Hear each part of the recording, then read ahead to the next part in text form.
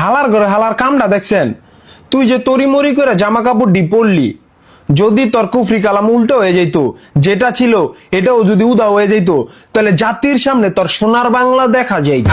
লজ্জা শরম কোন পর্যায়ে গেলে এত বড় ক্ষণিকের পোলা এই সমস্ত কাজ কাম করে, এই সমস্ত কাজ কাম করে বেশ সারা। তুই তো তাও না, তাহলে তুই এই সব কাম করলি কেন? তোরে তো মানুষ তো দূরের কথা, তুই যদি পুরা ন্যাংটো হয়ে থাকতি, কুত্তা তো তোর পুষ্কুনি মারতে আইতো না। আজকাল পোলা মাইয়া হইছে কি বুঝলাম না, টাকার বিনিময়ে, আইফোনের বিনিময়ে, গাড়ির বিনিময়ে টুট টুট টুট খুললা বুঝাইতাম, ওরা কি এর হুদ দেয় আজকাল জামা কাপড় খুললা ফালায়। শরীরে এত পরিমাণ কারেন্ট আসে কইতিকা?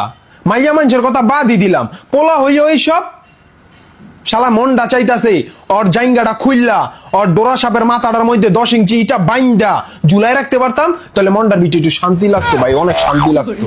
বিশ্বাস করেন রাকিব ভাই, কোন ক্ষণিকের পোলা, কোন ক্ষণিকের মাইয়া আজ পর্যন্ত কইতে পারবো না যে কোনো কারণ ছাড়া এই মাদার বোর্ড একটা গালি দিছি। বন্ডামির একটা সীমা থাকে, এই সমস্ত কর্মকাণ্ড কইরা, এই সমস্ত দেখাইয়া গালি না দিলে নিজের ভিতরের থেকে একটা কথা হে যে ভাই তুই নিজের অবিচার করতাছস, তুই দুইটা গালি দে, ভিতরের থেকে কয় দুইটা গালি দে, তারপর যাই আমি দুইটা গালি দিই ভাই, নাইলে এর আগে দিই না আমি, বুঝছেন? আর আপনাকে যদি কিছু কইতে মন চায় তাহলে মনে করেন মনে মনে কইয়া হালান। আল্লাহ হাফেজ।